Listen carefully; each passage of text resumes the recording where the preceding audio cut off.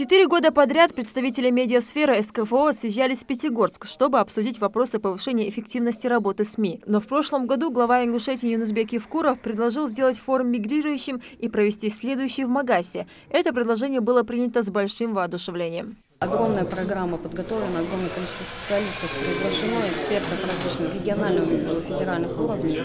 Мы будем рады всех видеть. Организаторы форума надеются, что отныне они ежегодно будут переносить столицу мероприятия в новый регион, делая его ярче и интереснее. В этом году запланировано большое количество мероприятий: круглые столы, экспертные сессии, мастер-классы и пленарные заседания с участием представителей органов власти, экспертов и спикеров, что позволит вывести форум на качественно новый уровень. Ожидается, что в нем будет участвовать около 600 человек. Все идет у нас по плану, в штатном режиме. Гости все уведомлены. Уже сегодня начинаем встречать наших гостей, которые завтра будут уже принимать участие в форуме. Иностранные делегации впервые примут участие в форуме. И организаторы надеются, что статус мероприятия примет более широкий масштаб. Второй момент, который, пожалуй, в этом году мы ввели впервые, то есть раньше такого не было.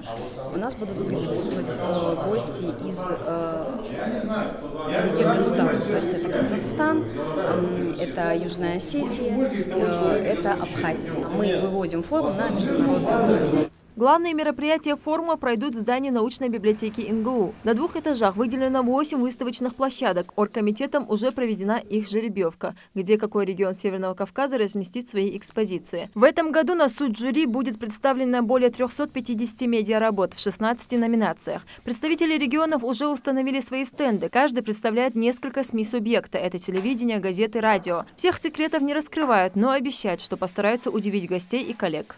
Самое интересное, я думаю, что людей будет привлекать, это, разумеется, яркие картинки, которые они увидят на 4К дисплеях, и плюс они увидят студию, которая будет работать в реальном режиме. Будем проводить прямые трансляции, прямые включения с форума, с гостями и спикерами.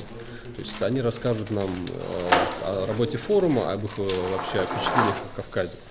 Передача будет называться «В Дагестане ОК», она будет доступна для просмотра в прямом эфире и в записи. НТРК Ингушетия также в очередной раз примет участие в форуме. Работы представлены во всех 16 номинациях. Стенд ТВ также обещает быть интересным. Поскольку форум наталкивает нас на будущее, мы решили именно из этого исходя показать, каково будет телевидение в будущем. Я не буду раскрывать все секреты нашего стенда, но мы постараемся отобразить там, как будут вестись программы в будущем, когда не нужны будут корреспонденты, когда корреспонденты смогут делать работу удаленно. Им не придется приезжать на телецентр, не придется приезжать в студию. Это все будет делаться виртуализированно. Планируется, что в рамках форума будут подписаны соглашения регионов с Российской ассоциацией по связям с общественностью о создании северокавказского отделения РАСА, а также с региональным общественным центром интернет-технологий об учреждении форума «Цифровой Кавказ». Лейла Гайсанова, Мухаммед Миржоев. Новости 24.